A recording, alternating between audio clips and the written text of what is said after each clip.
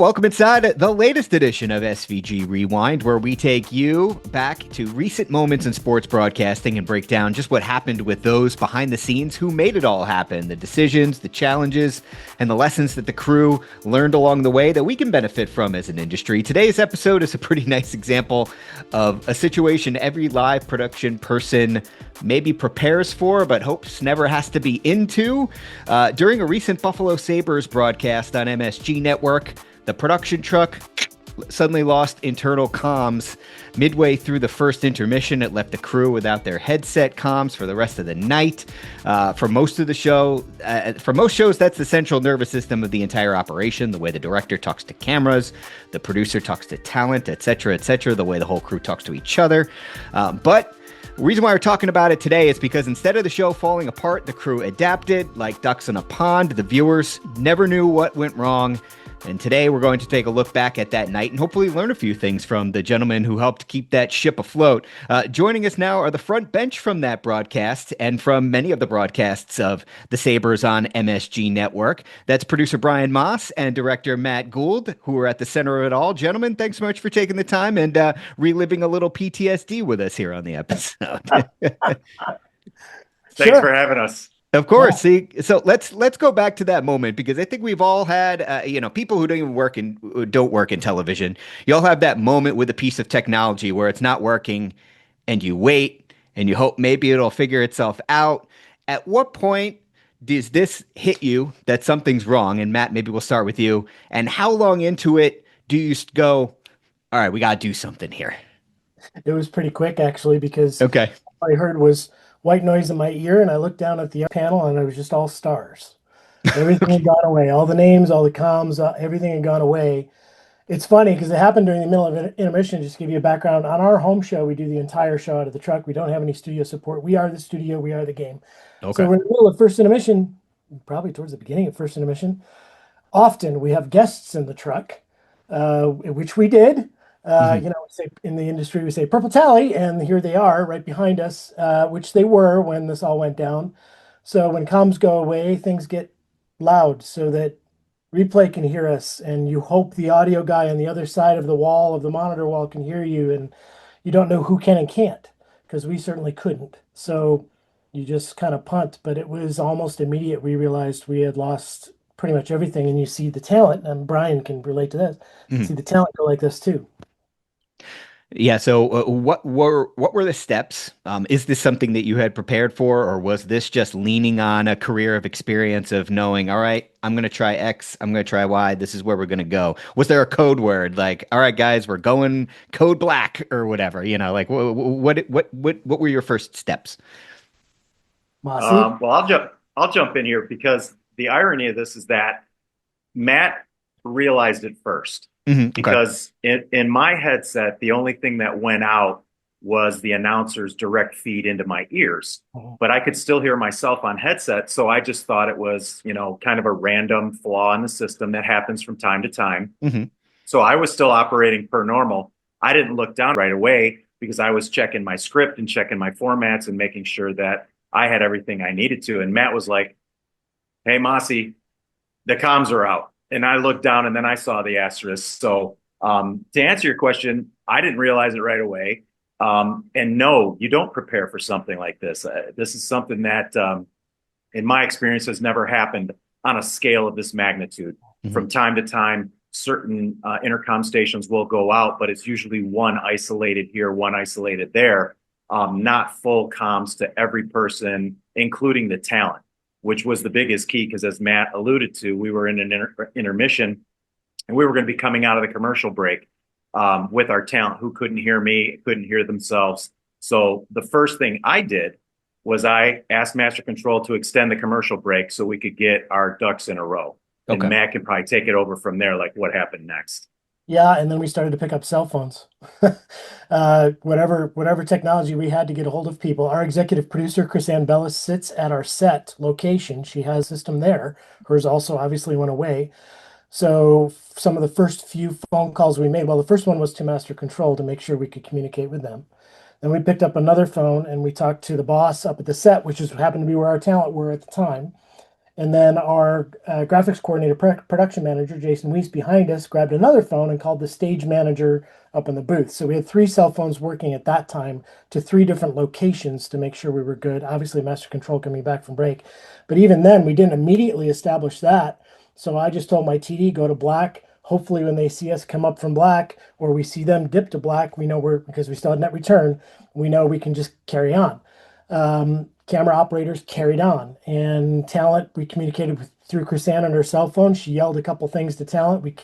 Mossy kept that particular segment very simple Hmm. because we were still assessing what the heck was wrong. We really didn't know at the time yet the magnitude of it. In fact, it's funny.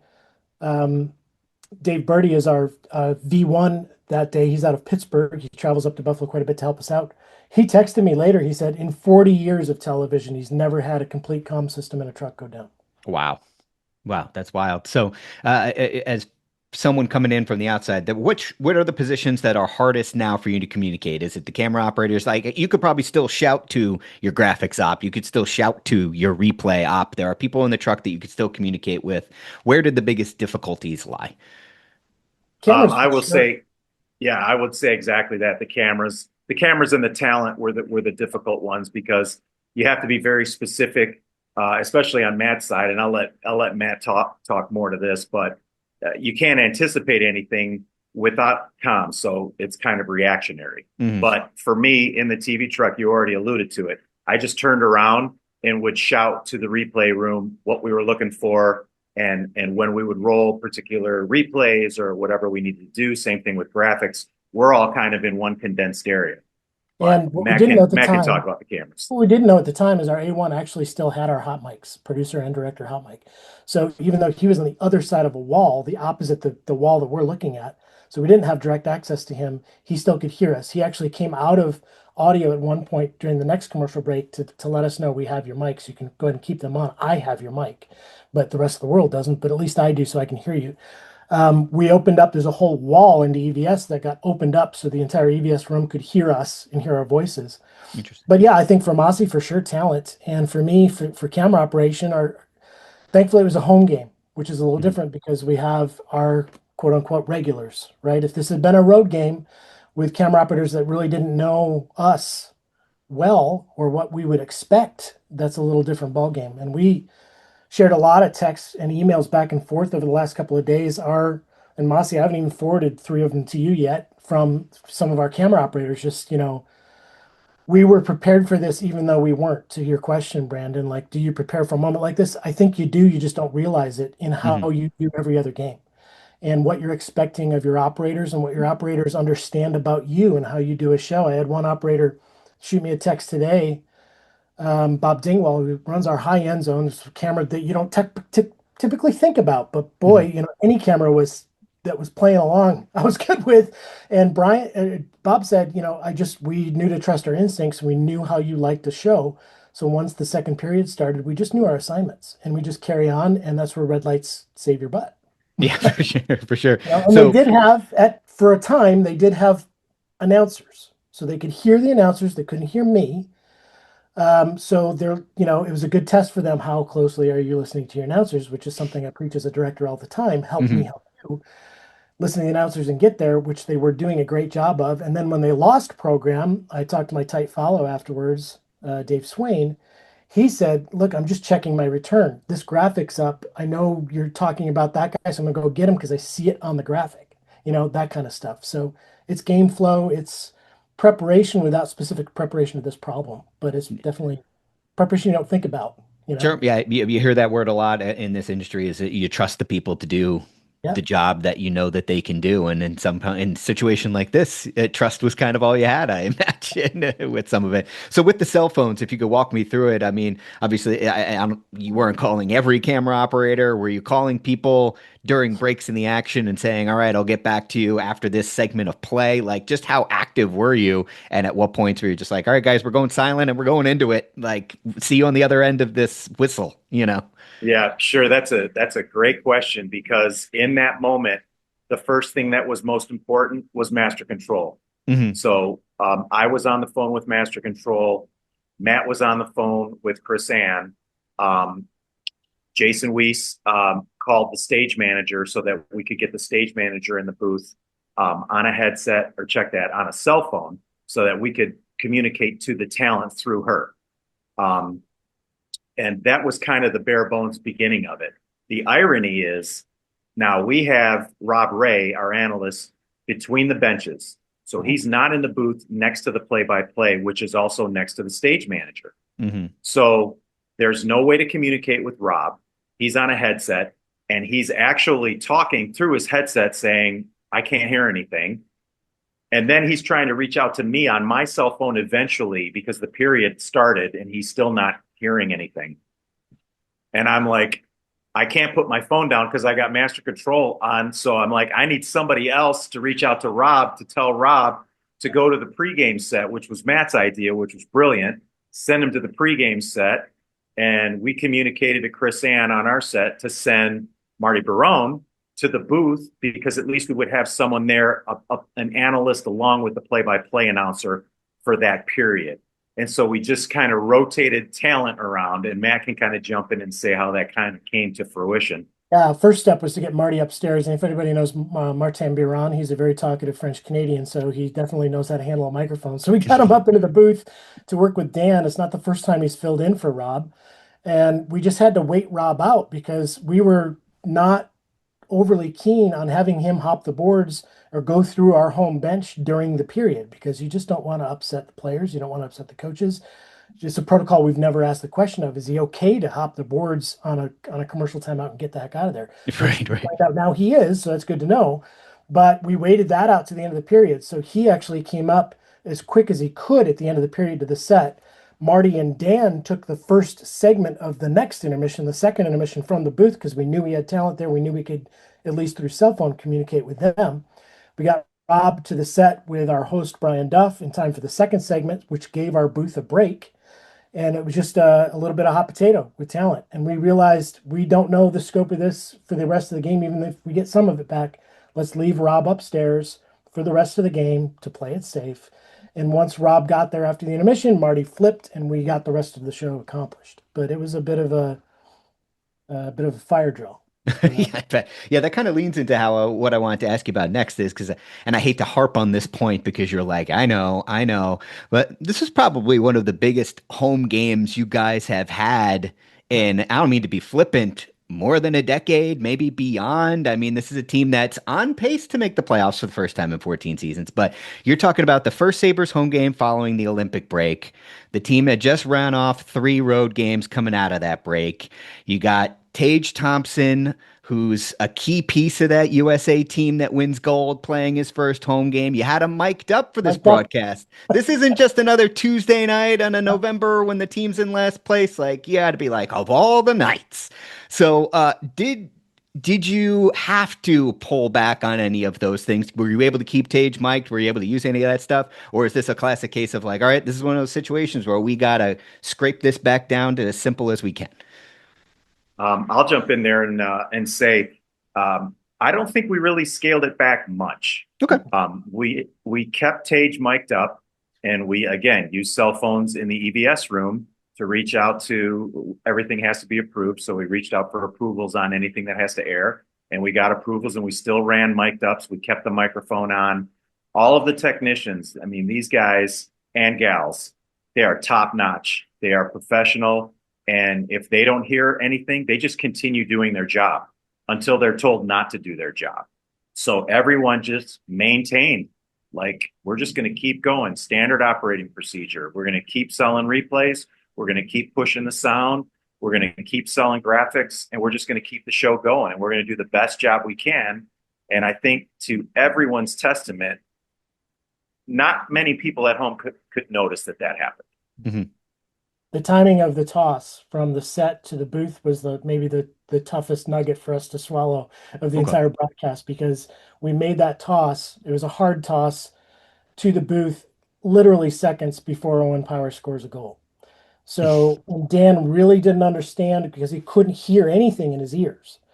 Our stage manager was saying, hey, we're good. We hear you. Your mic's open. Call the game. He didn't quite catch what she was saying. Goal happens. So ER's on the side of, I'm just going to lay out for a minute, but you can hear our stage manager, Shaney, actually on mic saying, you're good, go, go, go, So that, the timing of that was just unlucky. There's no other way to put that. Mhm. It was just unlucky. But the whole time the microphones were working, the audio board was working, the traditional side of audio Mhm. was fine. It was truly the comms, but the comms are half of what talent hears in their ear. And Sure. they could not, the way our system is set up, they could not hear each other. So that was the biggest struggle for them. Even on our Okay. set or in the booth during the intermissions, they were one ear on, one ear off, just standing next to each other because, rinks are loud, Yeah. especially sold out rinks Especially now in this season. Buffalo. Yeah.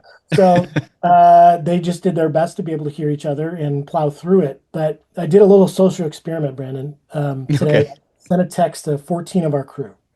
I said, I'm just curious. I know largely the answer to this, but I'm just curious, how many years have you been in live remote TV? I'm just going to read it off. 41, 40, 31, 39, 42, 28, 21, 10, 35 plus, 35, 35, 20. Add that experience up. That's very simply why we got through our show. Yeah, I'm kind of curious about, that experience is such a big piece of it. But you talked about how no one panicked and how everyone pitched in. And I've been in trucks where things have gone wrong. And I remember very early in my career, it actually surprised me how, don't get me wrong, the situation, the atmosphere was urgent, but it was never panicked. It was never angry. It was never shouting. Maybe there was a time in the history of sports television where that might have been a different case, but this is a different day and age.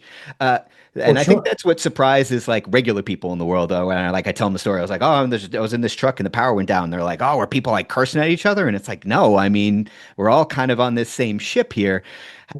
Is there anything that you guys do? Or any of the leadership within the Sabres on MSG crew that does when it comes to building a culture with people who have been doing this for so long. Yeah, was there anything that you guys that you feel that you do helps kind of create that atmosphere? I don't know if maybe yeah, Brian, if you want to start on that one, how would you describe your culture and how do you build that so that you could be proud of this response?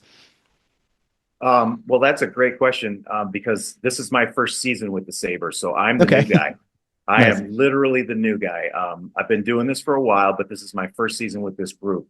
And my approach is we're a family. It's that simple. We're all a family. We're all pulling the boat in the same direction. Like any analogy that a coach would use with a team is how we feel about our crew, right? If somebody's struggling that day, you just wrap your arm around them and you get through it and you talk about it afterwards and you figure out the best solution for whatever the problem is. Um, and these guys will go to war, guys and gals. They'll go to war for us. They will go the extra mile for us. We will have people running all over the building trying to do something to help someone else out. And that's a culture of supporting each other no matter what. Because the bottom line is every member of our production team cares about what we do. Yeah. And I think, I mean, Masi and I did not start as producers and directors. Mhm. We started as technicians on a broadcast, just like the rest of our crew. I spent a lot of years with a camera on my shoulder. I still do. Masi started and did a lot of years as a TD amongst a bunch of other jobs. So we've been on the other end of maybe an older generation of, for lack of a better way of putting it, the term in the business is screamers, right? We're Yep. definitely not that because we've heard it in our ear more Hmm. than once, and we know what it does. It paralyzes people. It just, Hmm. especially younger people, Yeah. but even older people, just ticks older people off that have been in the business. Right. So you're either going to be paralyzed or pissed. So I don't want either one of those things. I'd rather really just move on. And mistakes, it's live TV. Mistakes will always be made. We don't want to make them, but it's how we respond and react and learn from them. And even in this moment, I think we've built already a list of things we want to be prepared better for next time. Mhm. And we're asking our crew, what was your experience like? How can we help you prepare for that? So it's a full-on team effort, even in a post-mortem. It's not just, our boss comes down on us and says, we need to do this, this, this. She's asking questions rather than telling people this is the way it's got to go next time. You always start by asking questions. And like Mhm. we've been training in multiple positions that we have 3 shadows and trainees coming in this weekend each night for our broadcast. You're always working on the next generation of crew, and we need to be a good example for them.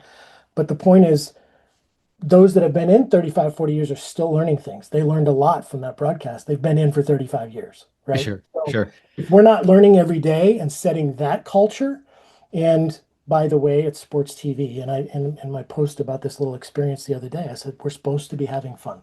Mhm. It's entertainment television.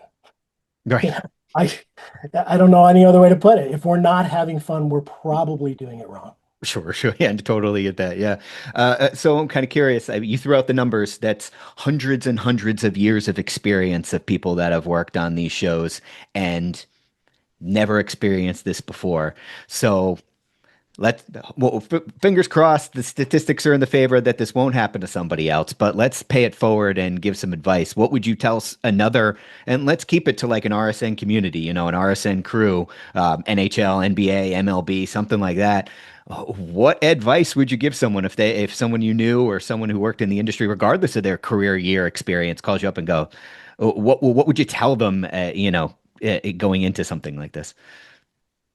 I would say that what we learned from this is to kind of have uh, like a fire plan Mhm. in place, right?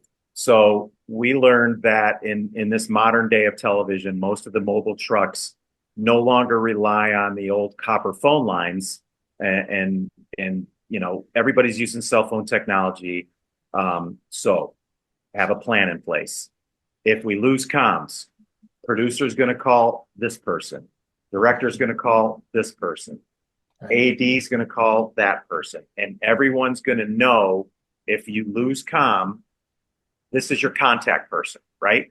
Like it's no different than having a fire safety plan. Where's your rally point, right? That's what it is. It's a safety plan. Here's your rally point. This is your point of contact, and I think that is the biggest takeaway, at least for me, on this. I don't know if Matt has something to add to Yeah, that. no, that's for sure to start. I think part of my role with the show, I direct, but I'm also the tech manager for our show. Okay. Speaking of regional broadcasts, that happens a lot, right? So I'm the tech. I spend my day preparing for the worst. Mhm. You still miss things, um, but I think it's also it's who are the first line of contact, say the comms go out, but it's also exhale and pause and really even more simplify maybe than we even did because Mossy and I have already talked about this. We probably rushed that toss to Dan. We knew his mic was working. Close his mic for a minute, allow the stage manager to actually turn to him and look him square in the eye and say, here's what's happening. We know you don't hear. Go ahead and call the game. It's okay to leave some nat sound up, run a couple replays. Nobody at home is, some people at home might appreciate that sometimes. I don't know. Sure. Yeah. But instead, we knew his mic was working. We thought he would just pick up on it, where I think the explanation is worthy and taking that moment is worthy.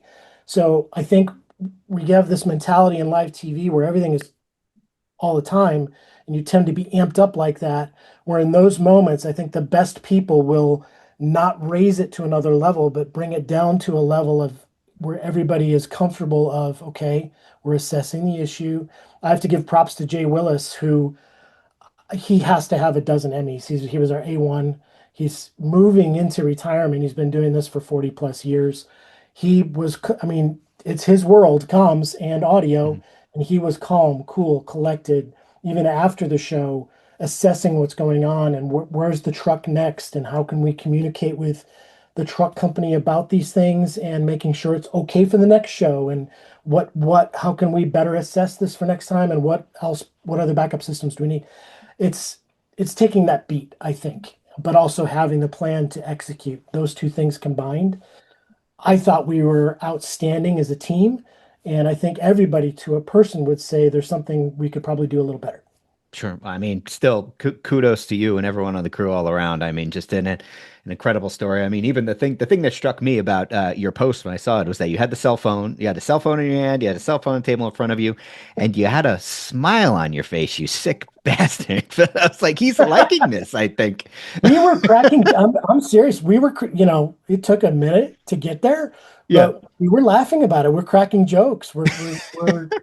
But that's to me culture. That is, Yeah. an expectation of, okay, it's just TV. It's not the end of the world. We're still on the air. I mean, I was in the Turner truck last year in Montreal that lost power for 10 minutes of a second period. I was directing that game. Oof. And same thing there. We had the right culture, and you just sit back and say, well, the truck's dark. Hmm. Game's going on right now. We know we just missed a goal, but what can you do? Right. What you can do is find the solution as best you can to the problem and move on. And I just, and the best way to describe the smile on my face would be maybe it was a nervous smile, but it was genuine. Sure, sure. Because we were actually, by that point, it was my TD that took the picture, Brian Jopp. And he enjoyed the fact that we were making chicken salad. Well, we'd love to take a few more minutes. I want to be respectful of your guys' time. Obviously, you got to have a busy weekend of games here too. But talk a little bit about this entire season. I mean, Brian, you mentioned this is your first one. I'm sure Matt tells you every day. It's not normally like this around here, as the Sabres are like now flirting with making the playoffs for, as I mentioned, for the first time in 14 years. From a production standpoint, look, it's obviously probably a lot more fun to come to the job when the team is doing well and the arena is selling out. But maybe Matt, we'll start with you since you've been doing this a little longer here in Buffalo. What's it been like this season, and just how different has it felt with this team playing so well? Well, I'm Western New York born and bred. Hmm. So I'm lucky. I'm blessed to be able to work for a hockey team I grew up rooting for. And we're having a blast. Like Hmm. it's not just our broadcast. Like we have the privilege of traveling with the team on the team charter. Not every regional show gets to do that. A lot of them do, but not every. And certainly the national show guys don't. But we get to see these guys behind the scenes. And you knew from previous years it was in this group that they were just young. Hmm. Young and they needed more experience and they needed a couple of extra key pieces. And well, they figured it out and they took it upon themselves, I think, largely to do so. It's not like the roster turned over. It Hmm. was a mentality change. And we see that in television too, even inside of a broadcast. It's about how you approach it, right? So you're seeing that in the hockey team. They're having a blast. That bleeds over into our work. Obviously, it makes it much easier for us, but also much more fun. And when you're having fun, the creativity flows. The stress kind of goes like this. And we have had more fun ideas, I think, over the last month and a half than I've ever experienced in a broadcast. And I mean, Rasmus Dahlin said it last night in post game after the Penguins game. It's the most fun I've ever had. Josh Norris, same thing. Most fun I've ever had on a hockey team. I am here to tell you it's the most fun I've ever had on a broadcast because we're winning, yes, but what that frees up in editorial and creative and just attitude all the way around is life changing in a career environment. Yeah. Yeah, yeah. I mean, we're in March now, so you can see the stretch run in front of you, and it's for some teams that are not going to make the playoffs. It's all right, wind it down and get to the finish line, guys. In terms of a broadcast production, not saying you're not putting out a fantastic product, but you might not be investing in new things like miking up a star player or doing new things. Are there any things that you guys, Brian, that you're willing and able to talk about that you guys are cooking up here for the stretch run because the door is open there to go? All right, let's try some fun stuff because we know the eyeballs are going to be there. Right. Well, we do have more player micings coming Okay. down the pipeline because we want to really give that behind the scenes feel for our fans that they, haven't had a lot, especially during the success of this team. Like as Matt's already alluded to, when you're winning, there's just a different atmosphere around the team. We have some things that I'm not at liberty to mention at this moment in time that we're cooking on right now for the end of the season and then the potential playoff run. But what you can expect is more of the same of what we've been doing, maybe just a little more elaborately. We've had Megan Chayka on our show all season. She's been one of our guests on the pregame show as well as the intermissions. We're looking forward to possibly extending her as well. Her analysis, her relationships on the set, the interaction between Marty and Brian Duff and her is just it's an outstanding addition to our show. And I was grateful that Chris Ann had already had that sort of lined up before I came on board. But I've certainly welcomed that. And as somebody, Matt, born and raised in Western New York, I was born and raised in the Detroit area. So I've been very fortunate. I was part of the Detroit Pistons group that went to the playoffs. Obviously, several Red Wings playoff runs and the Tigers' success during the Jim Leland, Miguel Cabrera, early Justin Verlander part. And I can tell you that there is a difference. There's a decided difference all the way around when you are producing, directing, and covering a team that is in the hunt versus not. There is an energy level that it's not describable. Everyone is literally coming to work with a smile on their face, with energy, and they're bringing ideas. It's not just the top level, the vice president of production, the director, the producer. You've got now creative people that are all scattered throughout your crew that are coming with an idea. Hey, what do you think about this? Hey, what do you think? I love it. Keep bringing the ideas. They're energized. And that's what a playoff push does. It energizes everybody. And the unique thing for us, Brandon, is we are team employees.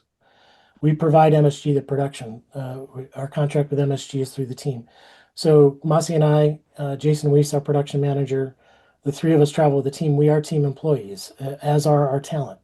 So we have a little bit of a different relationship. It's a closer relationship. We work very closely with a creative team that does all the social media and Emmy award-winning stuff for the team itself. We also work very closely with game presentation. We're all in the same group. So if we have a ceremony like we just had for Tage, it's an all-in thing. It's not a game presentation is doing their thing. We got to cover it and hope it's right. We have a voice in a ceremony, which is rare for a regional broadcast to have, but we do. We have that. A few years ago, Rick Generetta used to be our play-by-play guy for 51 almost 52 seasons with the Sabres. His final call and then his banner raising, we had a full-on ceremony for that. At the time, I had just come back to direct this broadcast. I had a huge voice in how that was presented because we were carrying it on live TV. That's rare. But when you have that kind of relationship with a team that's just not, there's a wall here and a wall here. And, sphincters get a little tight when playoff time rolls around on a hockey team. The room tends to close. We've not experienced, I don't know about you, Mossy, but we have yet to experience that this season. We know that'll start to happen a little bit more. Sure, we respect that. And trade deadline is here. It's typically after a trade deadline, the doors to the room tend to go like this. But I don't get that indication from our team. They still want us to mic players because they know they're going to for the national shows in the postseason. So they want their players to be used to it. All of those kinds of things just do nothing but benefit us. It's fascinating stuff. And, we're certainly rooting for you guys because, getting that, one of the fun things about being in like the MLB or the NBA and NHL side of RSN land is that you get that first round, which hopefully that's something that you guys will get the opportunity to be involved in. And it's just, like you said, I've got a New York Jets helmet behind me, so hopefully that day is coming for me. You're But there's something about when it's been a while, it tastes a little different, No, we appreciate the time with you guys. Thank you so much for sharing your experience on this very unique night that we hope never happens to you again. And it's nothing but smooth sailing here the rest of the way. It's exciting times in Buffalo. We're pleased to be joined by producer Brian Moss and director Matt Gould. Wishing you nothing but the best down the stretch the rest of the way. And appreciate you joining us here on the show. Thanks for the time.